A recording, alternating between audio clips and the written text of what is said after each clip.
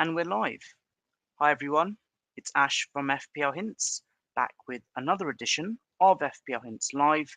I know it's been a while. I haven't been doing the live uh, previews as I've done in previous seasons. Just been busy and just disengaged from creating content on a week-to-week basis. But having said all of that, aside from FPL, I have been producing a lot of FPL related content. So my attention is diverted elsewhere.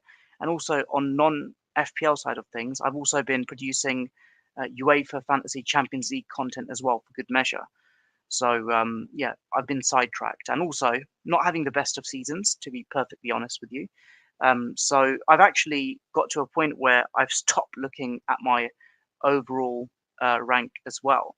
So I don't know how I'm doing, and based on recent transfer choices, I'm probably not doing as good as I would want to do. But hey, it is what it is. So what I'm going to do today, just something different here. I'm going to go straight in and have a look at the lineups that have come from the predictors from JumpTheWave. That's at JumpTheWave on X. Be sure to follow that account. And how it works with those predictions is that there are a set number of predictors, and then depending on how they do over the course of the season, the good ones get retained, and I believe that the ones that aren't as effective in their predictions aren't used. So it's I guess the next best thing that we have to predictions, I guess. We don't, apart from the leaks, of course. So I'll look into the predicted lineups. I'll also have a quick check in with how my team did in double game week 25, and also I'll preview the fixtures for blank game week 26 as well. So first and foremost, the big headline news that we have, unfortunately, from a playing perspective, as we can see from FPLToni's account, is that KDB is a significant doubt for blank game week 26. I think it's safe to say, even without looking at the predicted lineups, that De Bruyne is unlikely to start, and no doubt the predictors have factored that in as well. So coming on to at JumpTheWave's predictions for Manchester City. Let me just see if I can zoom this in as much as possible. I think I've got it at the maximum extent. So let's just go straight into the 100% prediction so far. Apologies, that was Arsenal. Let me just switch it here. So 100% prediction so far. Edison, of course, 100%. And we've got Walker at 100%, Ake, Rodri, Foden, and Haaland all at 100%, almost certain to start. And then the ones below them, Alvarez at 91%, and we've got Bernardo Silva at 73%, Ruben Diaz and Stones at 91% as well. And of course, with De Bruyne being a significant doubt, I think there's 9% likely to start. So from my perspective, I've got him, can't bench him, haven't got the luxury to do so anyway. So I'll start him, and if I get cameo points off the bench, even if it's just 1 point, I guess it's a bonus. So yeah, from the Man City side of things, De Bruyne's potential absence has made the predictions relatively easy, I guess, to some degree. I own Foden and Haaland as well, so it's not a massive loss for me. And of course, didn't have De Bruyne for that second game of the double game week as well. Thankfully, I didn't triple captain him, although that was something that I was going to consider. So it is what it is, and probably a hold for now. And we'll see what happens beyond blank game week 26. So on to Arsenal's predicted lineups from at JumpTheWave as well. And in fact, before I continue, if we're able to like, share, and subscribe, that will be greatly appreciated. So for Arsenal, Raya 100%, Kivior 100%. Interesting, didn't know that. Ben White, Saliba 100%, as is Gabriel. So the defense literally well, just speaks for itself there. Onto the other hundreds, Rice and Odegaard, as well as Saka as 100%, and then Martinelli's at 90%. And then the ones that are less, so not really a massive play from the FPL side of things, but Jorginho and Trossard are less than 65% each. But from an FPL perspective, doesn't really matter. I think the main takeaways here from an FPL perspective are that Saliba, Gabriel, and Saka are very likely to start, and of course they had European commitments as well on Wednesday, and no doubt they want to bounce back from that sooner rather than later.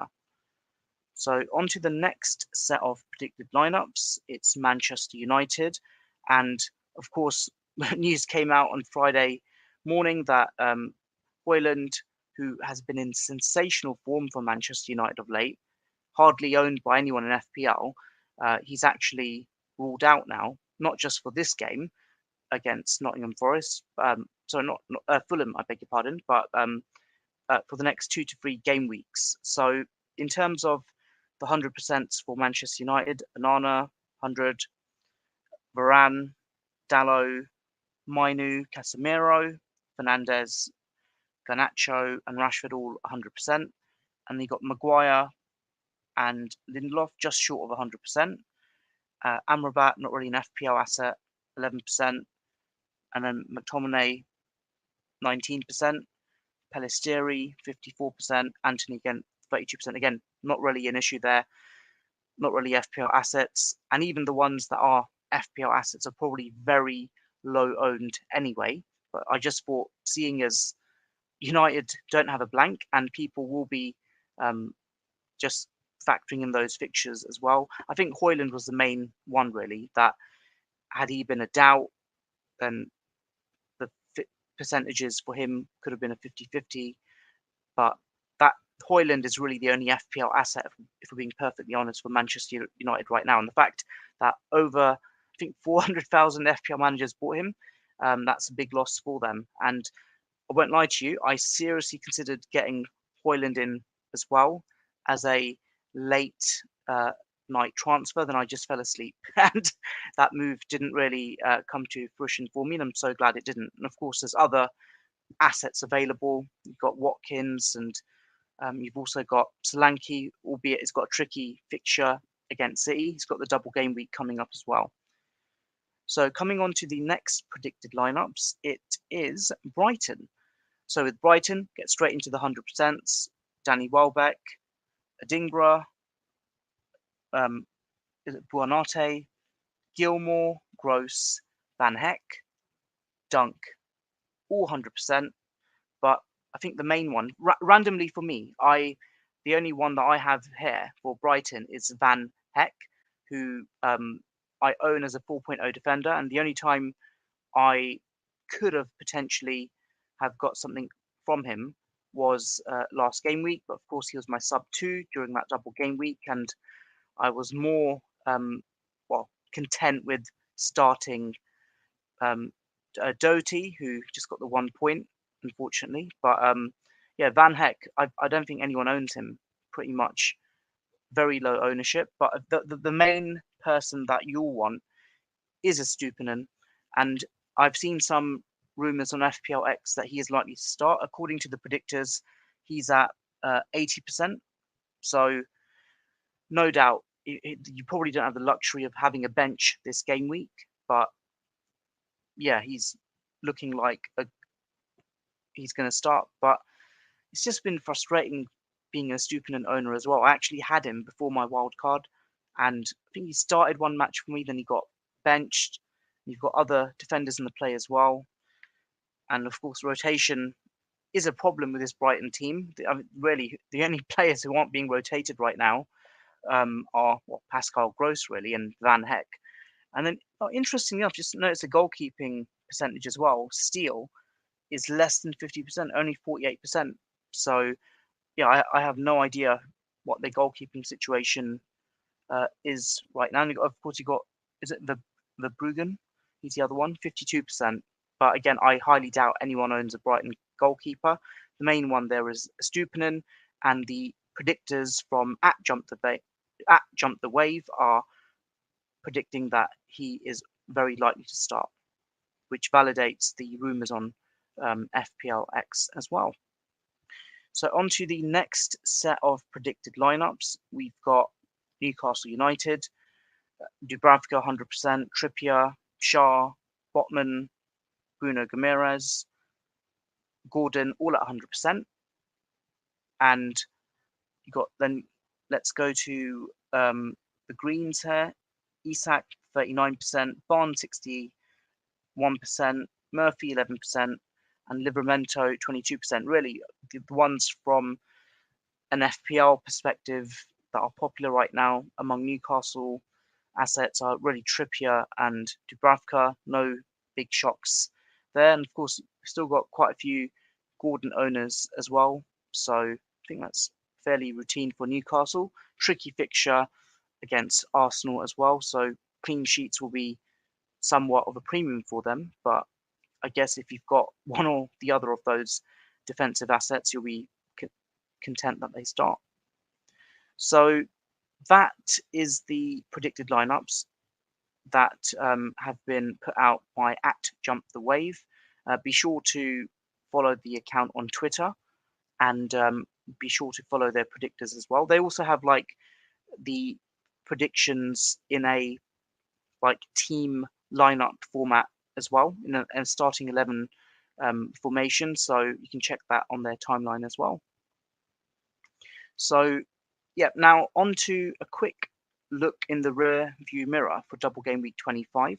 I've deliberately gone straight to my goalkeeping asset there, and I've not gone to my score at the top. I know I've scored 80 points. I don't want to look at what my game week score was, because I could then roughly guess what my rank is. Like I've said, I don't want to know what my overall rank is right now. I'll probably do that for the foreseeable future.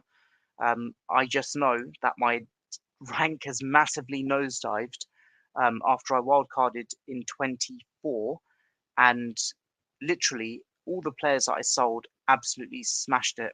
Gabriel scored, Saka scored. I think Watkins didn't, but then Watkins has scored in 25. Solanke got like a mega haul. I massively failed on the wild. I literally wasted my wild card. So yeah, I'm not going to look at the score, but for the individual scores, Kaminsky 7 points, probably the best I could have hoped for him from double game week 25. No complaints there. Gabriel, who I bought in after eating humble pie, and I'm just trying to remember who it was. Udogi. So he was injured, so I had to get another player in, and I thought, well, I'm not going to get Reguilon in, who I think he got 5 points or 4 points in the end for Brentford for the double, which good considering who they were playing. So 6 points for Gabriel, no complaints. Van Dijk with that bullet header in the final game against Luton. I think he could have scored in the first match as well, and also got a second goal in the second match as well. But it is what it is. And then on to Doherty, massive disappointment. Just picked up a yellow card in the Liverpool match, conceded 2 goals, so didn't get any points there, and conceded goals in the first match as well. The disappointment really was that, of course, I wasn't expecting him to keep a clean sheet. I was hoping he'd chip in with an assist at least. 7 assists this season, and just had nothing to show. But of course, I didn't just buy him for this double game week. They've got double game week 28 as well. So probably wouldn't start him for any of the other game weeks. And I'd probably ship him out not long after double game week 28 as well. So yeah, big disappointment there. And then onto the midfield. It's terrible. For a double game week, it was absolutely abysmal. Barkley, 3 points. Another one who's like absolutely smashing it. Form of his life. Probably the best he's been playing for like years in the Premier League. And then the moment I buy him, 2 points against Sheffield United, 2 against Man United, and 1 against Liverpool. A massive disappointment. No attacking returns. De Bruyne, who I had even before the wild card, blanked in the first game and then didn't start in the second, so that was just a waste there for me.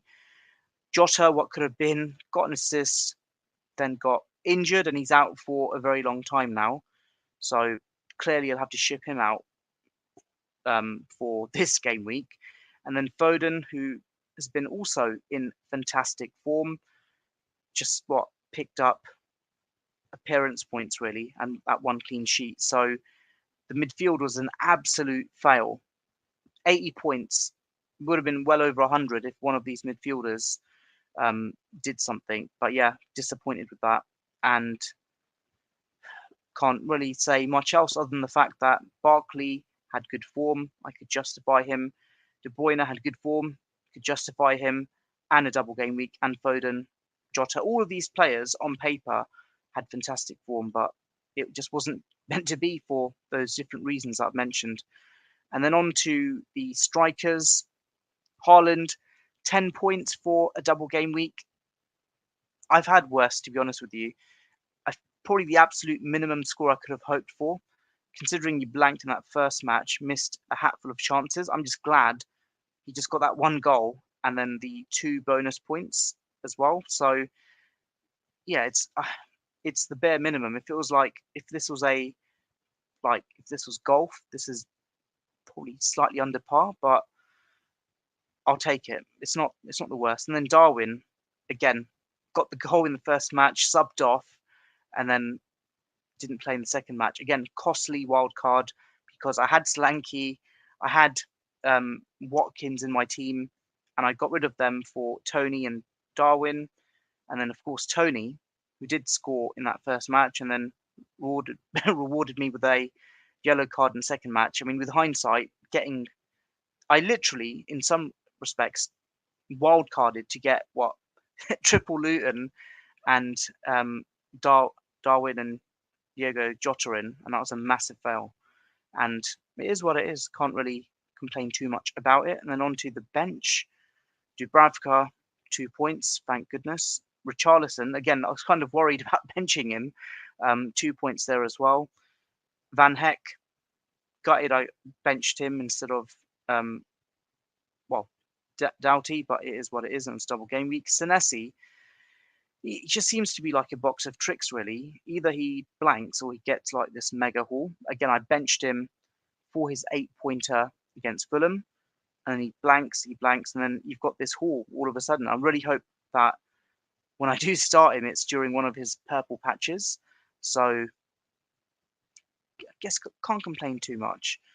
But let's quickly review the fixtures that we have. Again, I just need to be super careful because I don't want to see my overall rank. Just switch screen. So it's a blank game week, of course, as a result of the League Cup final. So truncated game week. Aston Villa against Nottingham Forest for the 3 p.m. kickoff on Saturday.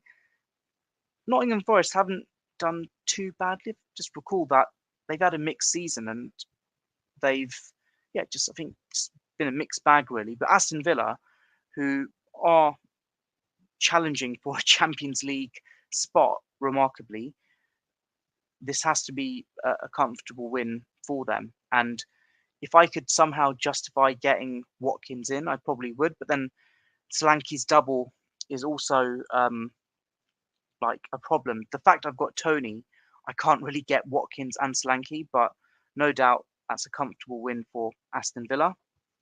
On to Brighton against Everton. We know that like Everton have got that points deduction, but they're still like putting up a fight in a lot of their matches. And Brighton, who just when they show up, are absolutely unbelievable. Comfortable Brighton win at the Amex. I think there's no questions there. On to the other 3 p.m. kickoff, Palace against Burnley. Just seems like it's a match that neither wants to lose. Probably be a slugfest in many respects. Probably cancel each other out. If I'm not mistaken, Burnley are 19th and Palace are 15th. In some ways, Burnley may have more of a drive to win this. In fact, I think if they lose this, they'll just be further cut adrift. I think it will just end up as a draw, just cancel each other out there. And then on to United against Fulham. I think had Højlund not been injured, it would have been a completely different proposition altogether. I would have said comfortable Manchester United win, but with Højlund not being available, I think Manchester United are still favourites to win this, but it'll be a very tricky match without him being there, especially with all the goals that he scored. So I'll still call it a United win. I think Fulham will put up a fight, but yeah, it's not going to be as easy as they thought they would have been before Friday. And then on to the final match for Saturday, Bournemouth against Man City. Man City, who I kind of feel that they've just made a meal of their last two matches, where they could have really have scored far more than they should have. So Bournemouth, who of course are mid-table, I think they've not won in their last 5 matches, and this really is a must-win for Man City, especially with Liverpool, of course, playing in the League Cup final. I think a win would put them just one behind Liverpool, so that is a comfortable Man City win, albeit on the road. And then, of course, apologies, there was that another match for Saturday as well. Arsenal and Newcastle in the evening kickoff. Had this match taken place earlier in the season, I think it would have been a lot tighter. But with Arsenal well and truly in the title race, wanting to bounce back from the defeat in the Champions League, you have to call it an Arsenal win. Had it been at St James's Park, I think it could have been, a closer encounter, but that is an Arsenal win. I just can't see anything else there. On to Sunday now. So Wolves against Sheffield United. I guess running theme that could have happened throughout the whole of this season is just captain anyone who's playing Sheffield United. I've seen some have even mentioned in my captaincy poll that they're going for Hwang as a captain as well, which would be quite interesting. Yeah, that is a comfortable Wolves win. With Sheffield United, 13 points at the bottom of the league, and Wolves, I think 11th, won 2 of the last 3, so can't see that really being a difficult match for them.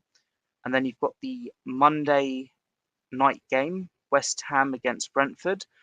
West Ham, who had a good start to the season, but they've lost their last 3. They haven't won in their last 5. And you've got Brentford, who really put up a fight in some respects against Manchester City. They've also had a few losses by their name as well in the past few weeks as well. I think they'll just cancel each other out. I'll call that one a draw. Don't want to go down any further because I think that is the end. Yep, and I'll see my overall rank if I scroll down any further there. So there you have it. That's my preview of the matches. And just a quick look at the captaincy poll now. I'm not going to full on go into EO projections. I guess I will to some extent, but I asked who is the best FPL captain for blank game week 26. I've got no doubt the percentages would have been significantly different had Haaland blanked in that final double game week match, but clearly 71% are saying that Haaland is the best captain. And what that basically means from an EO perspective, if I'm not mistaken, just make sure I've got the right screen up here. There we go. Let me just do a super zoom in if I can. 1 second.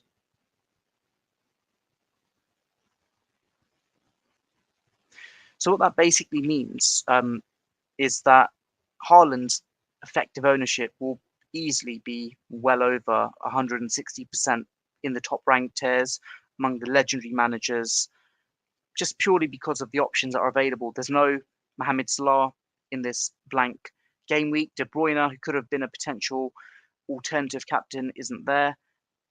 Heung-min Son isn't there. So Rasmus Højlund, he's not there either.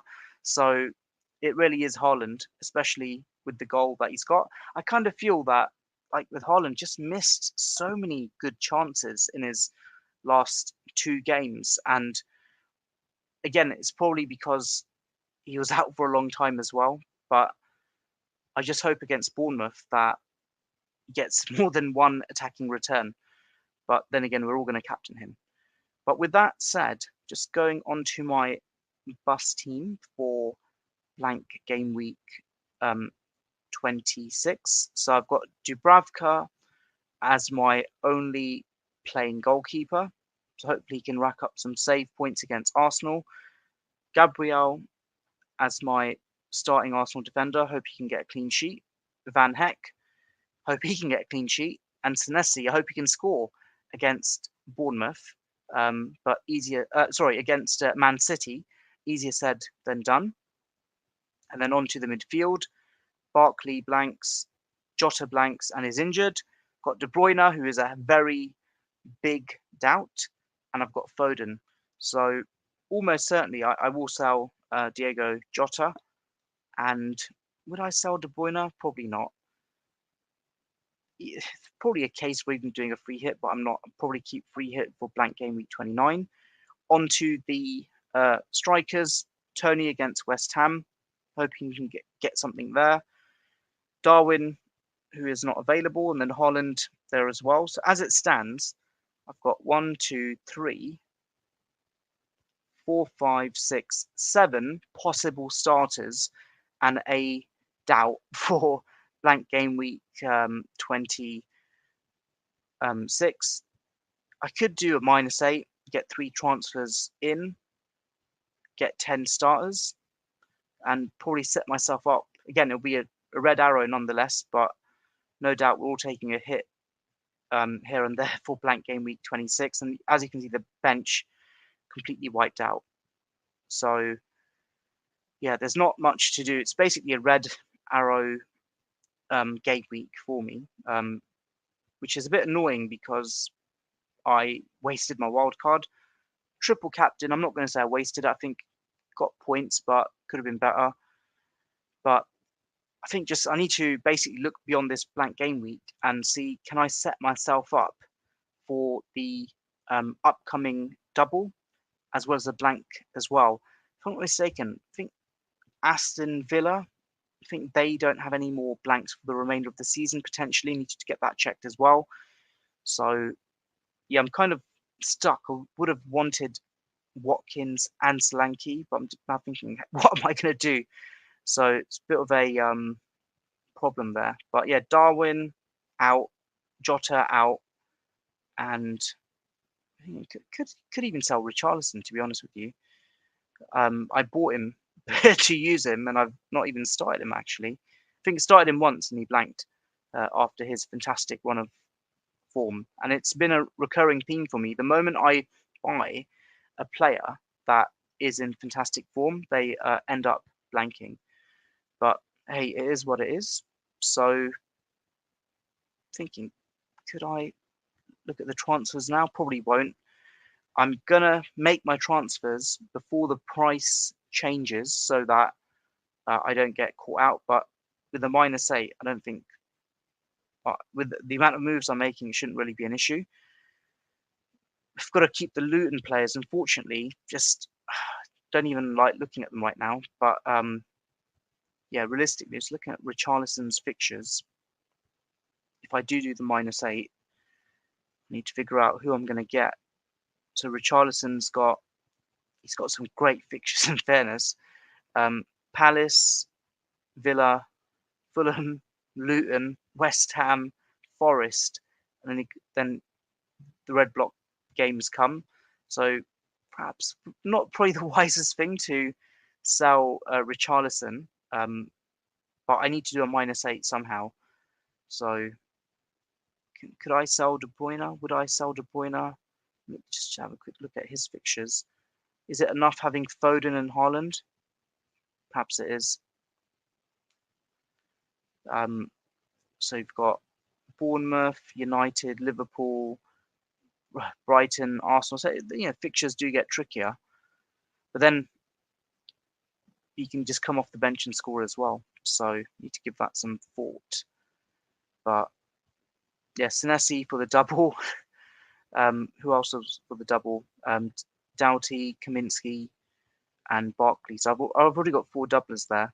But yeah, just need to get Slanky in for the double. That'll be the only other double player for 28. And then navigate 29 potentially with a free hit. I'll see. But really, it's a case of, with the remaining chips that I have, free hit and bench boost. Bench boost, I mentioned it on the previous video when I did my wild card, that effectively using it as a third wild card so that when we have another double game week after 28, I wouldn't want to leave it until 37. I think that's too late, too risky. But I think there's another double game week before then. So get in like a lot of the doublers, hoping they don't blank in a subsequent game. I'll do like a -12 or a -16 perhaps, so that I can stock out the team to get as many doublers as possible. And that's how I'd literally use it like that, and hope for the best with the bench boost. But free hit, I'll see how this blank goes, but I might have to use it as early as blank 29. I just have to really run on fumes here. But yeah, because I wasted the wild card, there's no room for maneuver with the team as it is.